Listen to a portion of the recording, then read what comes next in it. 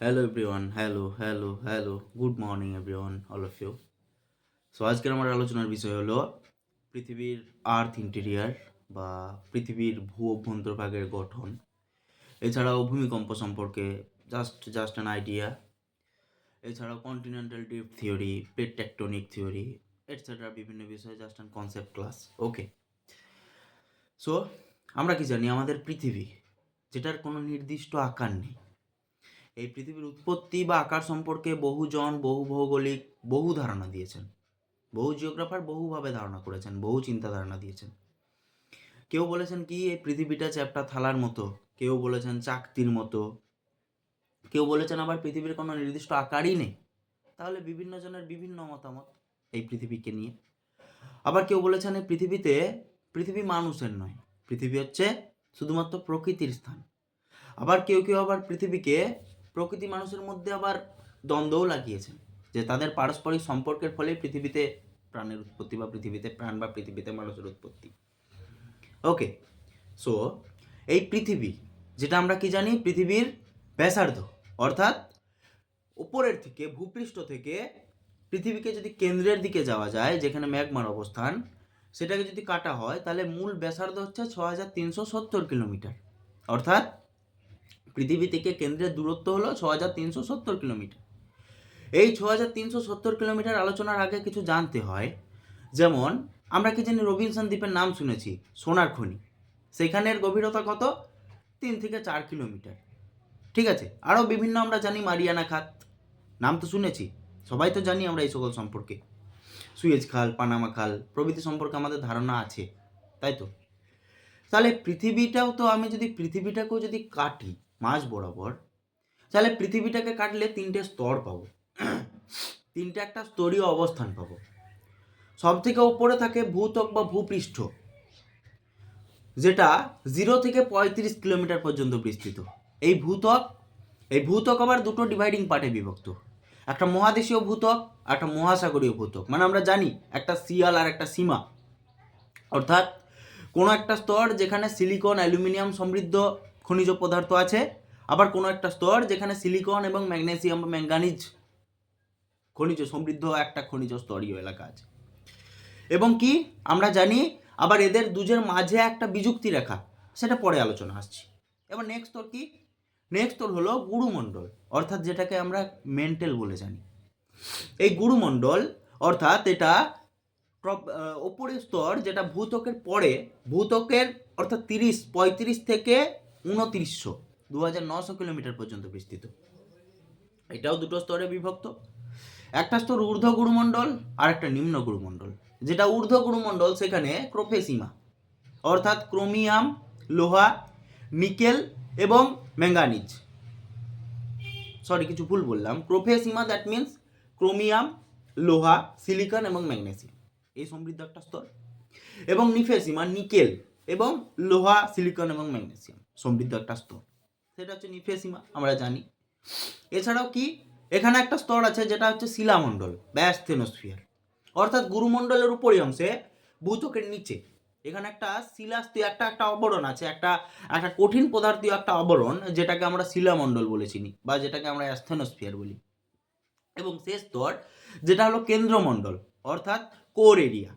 এই কেন্দ্রমণ্ডল দুটো ডিভাইডিং পার্টে বিভক্ত। নাম্বার 1 ইজ অন্তঃকেন্দ্রমণ্ডল এবং নাম্বার 2 বহিঃকেন্দ্রমণ্ডল, অর্থাৎ যেখানে ম্যাগমার অবস্থান, যেখানে জ্বলন্ত অগ্নিয় ম্যাগমার অবস্থান। এই আলোচনাগুলোর থেকে এবার আসি একটা গুরুত্বপূর্ণ বিষয়, যেটা হলো ডিসকন্টিনিউইটি, অর্থাৎ যেটাকে আমরা বাংলায় বলি বিযুক্তি রেখা।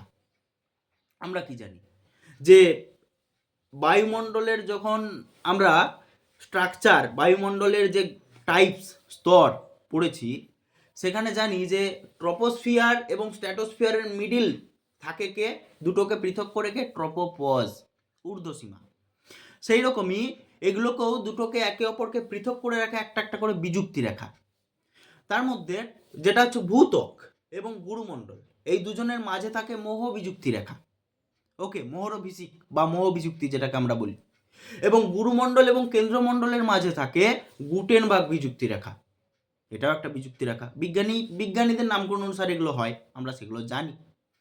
এবং ওপরে যেটা আমি আলোচনা করলাম যে মহাদেশীয় ভূত্বক যেটা হচ্ছে গ্রানাইট শিলা, যেটা গ্রানাইট শিলাই একটা স্তর, সেই মহাদেশীয় ভূত্বক অর্থাৎ শিয়াল এবং সীমা যেটা হচ্ছে কি মহাসাগরীয় ভূত্বক, এই শিয়াল এবং সীমার মাঝে আছে কনরাড বিযুক্তি রেখা, বিজ্ঞানী কনরাডের নামকরণ অনুসারে হয়।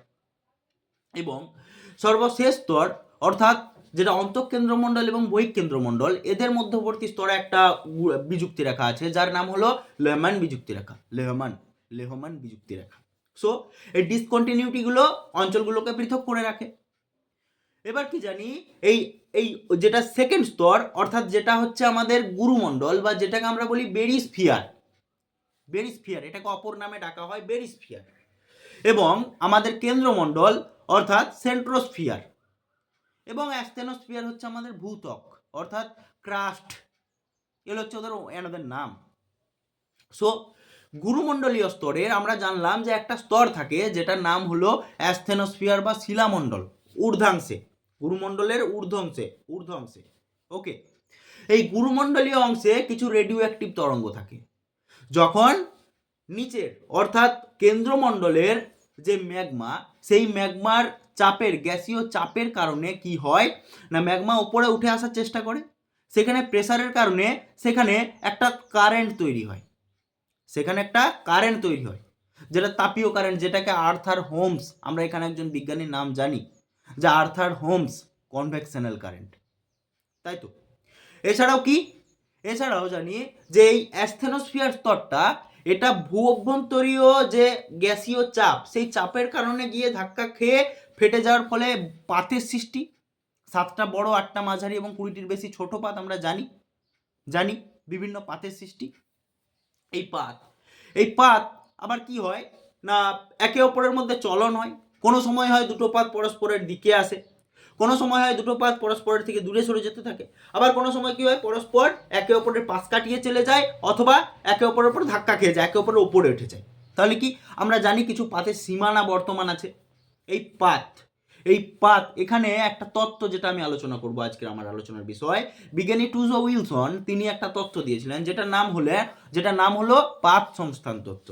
অর্থাৎ আমাদের পৃথিবীর অভ্যন্তরে, পৃথিবীর আর্থ ইন্টেরিয়ারে কিছু পাত বর্তমান আছে, যে পাতগুলো পরস্পর প্রতিনিয়ত হয় একে অপরের থেকে দূরে সরে যায়, একে অপরের সাথে ধাক্কা লাগে অথবা একে অপরের সাথে পাশ কাটিয়ে চলে যায়। 3টে পাত সীমানা, প্রতিসারি, অভিসারি এবং নিরপেক্ষ পাত সীমানা দ্বারা এই প্লেট টেকটনিক থিওরিটি তিনি আলোচনা করেছেন, বহু প্রমাণও দিয়েছেন। এছাড়াও কি ভূমিকম্প অর্থাৎ যেটা সিসমোসিটি, ভূমিকম্প অর্থাৎ ভূমিকম্প মানে কি না ভূ অভ্যন্তর ভাগে হয় পাতের চলন গমন, এছাড়াও পৃথিবীর কেন্দ্রাতিক বল, এছাড়াও বিভিন্ন কারণ আছে ভূমিকম্প হওয়ার। তার কারণে কি হয় না আমাদের পৃথিবীর উপরিপৃষ্ঠের খানিকক্ষণ একটু কম্পন সৃষ্টি হয়, যে কম্পনটাকে আমরা ভূমিকম্প বলে চিনি। এই ভূমিকম্পের ক্ষেত্রে দুটো স্কেলের নাম আমরা জানি, রিক্টার স্কেল, মার্কারি স্কেল, অর্থাৎ কোন স্কেলে গভীরতা মাপা হয়, দুটো স্কেলেই সেম, ঠিক আছে, ওর বেদ কতক্ষণ ভূমিকম্পটা হচ্ছে, রিক্টার স্কেল গভীরতা মাপা হয়, আমরা এগুলো জানি। এছাড়াও কি না বিজ্ঞানী আলফ্রেড ওয়েগনার 1912 তিনি একটা তত্ত্ব উপস্থাপনা করেন যেটার নাম কন্টিনেন্টাল ড্রিফট থিওরি, অর্থাৎ মহাদেশের ভাঙন, মহাদেশের মহিসঞ্চরণ বা মহাদেশের সঞ্চরণ তত্ত্ব, যেখানে তিনি কি বলেছিলেন না কোনো একটা পিরিয়ড জুরাসিক পিরিয়ডে আমাদের পৃথিবী একটা মূল ভূখণ্ডে বিভক্ত ছিল, যে মূল ভূখণ্ডটার নাম ছিল প্যানজিয়া, এবং সেই প্যানজিয়াকে ঘিরে চারপাশে একটা বিশাল জলাধার ছিল যার নাম ছিল প্যান্থালাসা। কি হয় যখন এই মহাদেশের ভাঙন তৈরি হয়, এটা ভেঙে দুটো পার্টে ডিভাইডিং হয়, একটা পার্ট গন্ডোয়ানা ল্যান্ড আর একটা পার্ট হচ্ছে লরেসিয়া বা আঙ্গারা ল্যান্ড, দুটো পার্টে বিভক্ত হয়। তাহলে জলরাশি কোথায় গেল না সমগ্র জলরাশি তখন যেটা টেথিস সাগর নামে পরিচিত সমগ্র জলরাশিটা, এবং কি আমরা জানি ওই টেথিস সাগরের পলিভাজ খেয়ে হিমালয় পর্বতের উৎপত্তি বা হিমালয় পর্বতের সৃষ্টি হয়। এবং পরবর্তীকালে তিনি বহু প্রমাণ দিয়েছেন যে কোনো একটা তত্ত্ব শুধু কি বিনা প্রমাণে সেই তত্ত্বের উপস্থাপনা দেওয়া যায় কি যায় না। তিনি জীবাশ্ম গঠিত প্রমাণ দিয়েছেন। তিনি আর কি দিয়েছেন, যে পাহাড় বা পর্বত গঠিত, মানে এই স্থানে যেটা আছে অপর স্থানও সেটা আছে, ডিভাইডিং পার্ট হওয়ার কারণে। একই ধরনের জীবাশ্ম, একই ধরনের শিলা, একই ধরনের বৃক্ষ প্রভৃতি তিনি উদাহরণ দিয়েছেন, প্রভৃতি তিনি প্রমাণ দিয়েছেন, যে প্রমাণ দ্বারা আমরা মহীসঞ্চরণ মতবাদটাকে সকলে গণ্য করেছি, মানে বাস্তবতা হিসেবে। আমরা কি জানি যে এই মহীসঞ্চরণ তত্ত্ব এটা সর্বপ্রথম ধারণা দিয়েছিলেন আব্রাহাম অর্টিলিয়াস এই নামের একজন বিজ্ঞানী, তারপর ইনি দিয়েছেন। এবং তো জানি সমুদ্রবক্ষে সম্প্রসারণ তত্ত্ব, অর্থাৎ সি ফ্লোর স্প্রেডিং থিওরি, যেটা দিয়েছিলেন বিজ্ঞানী হ্যারি হেস। এখানে তিনি কি বলেছিলেন, যে সমুদ্র তল সবসময় ঠিক থাকে না, আমরা মহীসোপান, মহীঢাল, সমান ভূমি, আমরা তো নাম শুনেছি সমুদ্রের তলদেশে। কি হয় না, সমুদ্রের যেখান থেকে ঢাল শুরু হয় সেখান থেকে মহীসোপান নামে, দেন ঢালটা যত আরও বেড়ে যায় মহীঢাল, এবং নিচে গভীর সমুদ্রের সমভূমি, আমরা নাম শুনেছি। এই সকল আলোচনা, এই আলোচনার ভেতর দিয়ে আমরা যেটা আলোচনা করি সেটা হচ্ছে আমাদের সমুদ্রবক্ষের সম্প্রসারণ থিওরি।